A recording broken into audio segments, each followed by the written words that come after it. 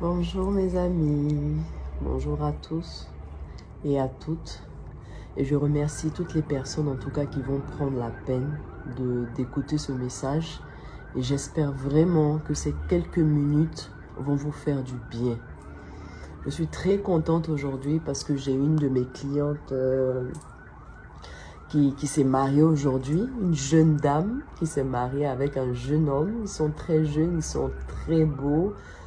Ils ont une grâce particulière dans leur vie, c'est que malgré leur jeunesse, ils auraient pu continuer à vivre comme ça et pas honorer Dieu, pas honorer la parole de Dieu, mais ils ont fait un autre choix, malgré leur jeunesse, malgré leur beauté, malgré leur argent.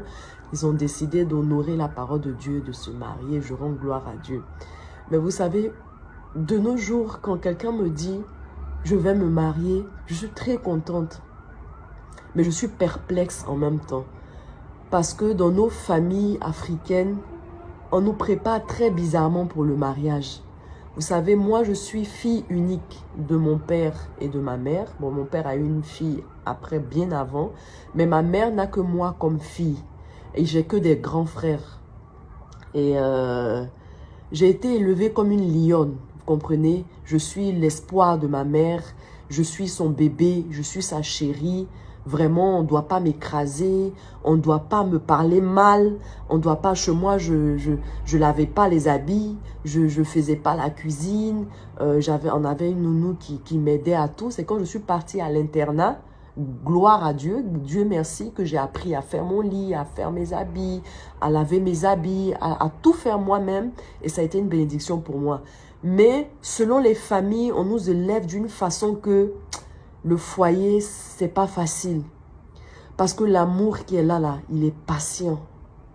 L'amour comprend beaucoup de choses. L'amour excuse beaucoup de choses. L'amour supporte beaucoup de choses. Mais on ne nous apprend pas ce caractère-là d'une femme. Surtout cette génération. Les femmes ont gros cœur. Parce que de toute façon, l'homme travaille. De nos jours, la femme est tout autant capable de faire. On a des femmes directrices, on a des femmes présidentes, on a des femmes PDG, on a des femmes CEO, on a des femmes qui font de l'argent.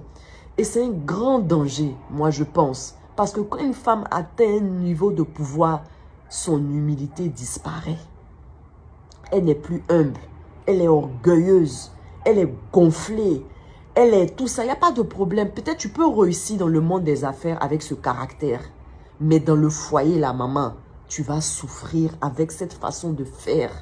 Tu vas souffrir avec cette façon d'être. Je t'assure, tu vas souffrir parce que l'homme est l'homme.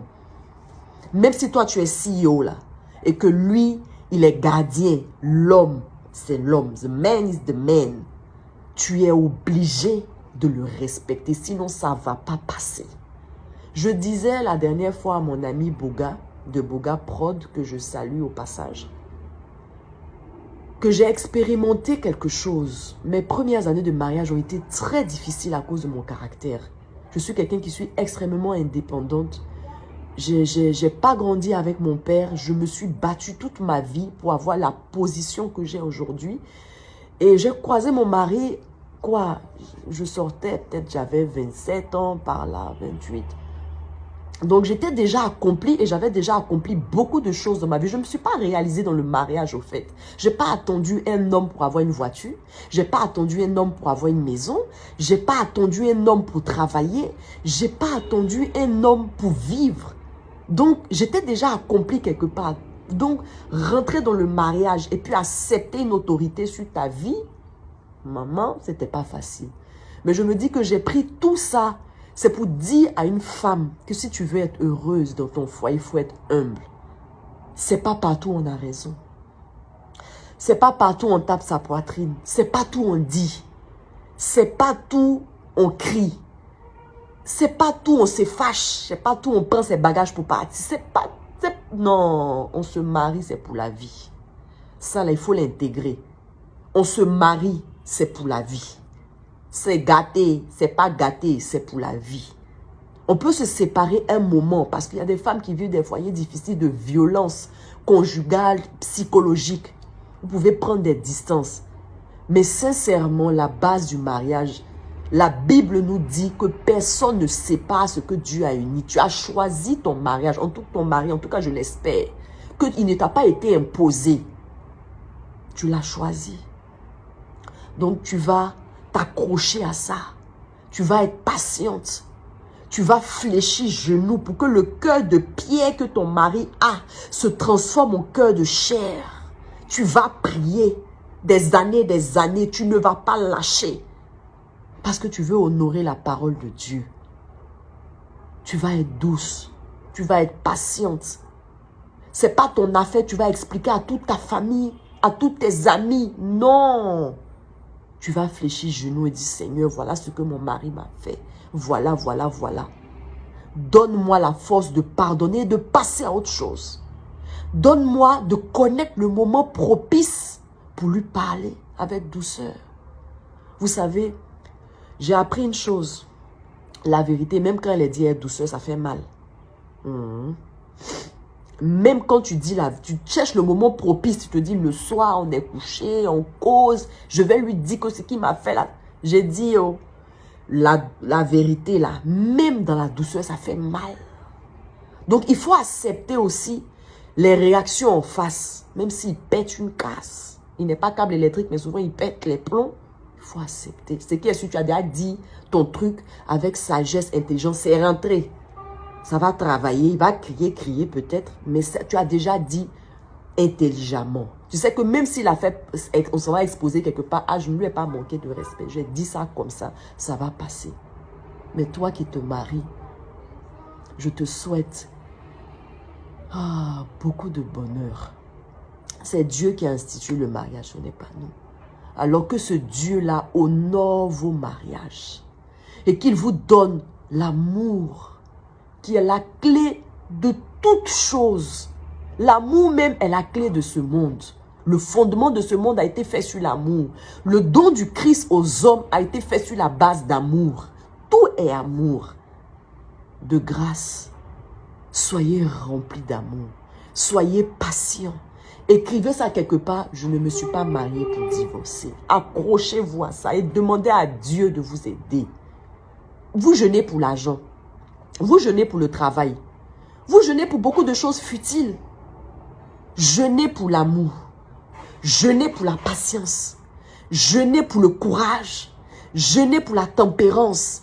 Jeûnez pour être une femme qui pèse, pour être une femme solide, pour être une femme inébranlable. Jeûnez pour ça aussi. Jeûnez pour pardonner. Ton mari peut te tromper. J'ai une amie qui me demandait un jour, quand tu parles de pardon, si ton mari te trompe, je dis ça va me faire mal. Ça va me blesser. Mais je ne vais pas quitter mon foyer parce que mon mari m'a trompé. Je vais fléchir les genoux que Dieu m'a donnés. Qu'est-ce qui n'a manqué chez moi pour que mon mari aille dehors? Je vais fléchir mes genoux pour que cette chose-là vienne en moi. Mais je ne vais pas laisser mon foyer.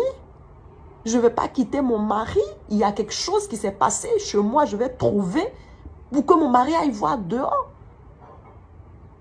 Mais je ne vais pas quitter mon mari. Je suis désolée. Je vais prier, intercéder, que la douleur me quitte et que je puisse devenir cette femme-là que mon mari a aimé, épouser, mettre dans sa maison.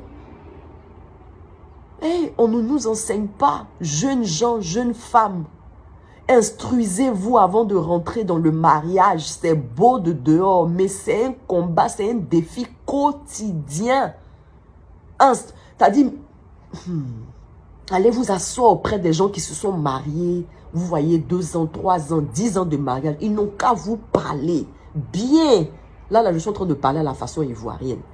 Parce que les Ivoiriennes ont gros cœur comme ça. Ils n'ont qu'à vous parler. Comment nos mamans ont fait pour faire 20 ans, 30 ans, 40 ans de mariage là. Ils n'ont qu'à vous parler. Avant de vous engager. Parce que le mariage, c'est pour la vie. L'amour peut manquer un moment. Mais on jeûne et on prie pour aimer. Vous priez pour l'argent. Priez pour aimer. Priez pour pardonner.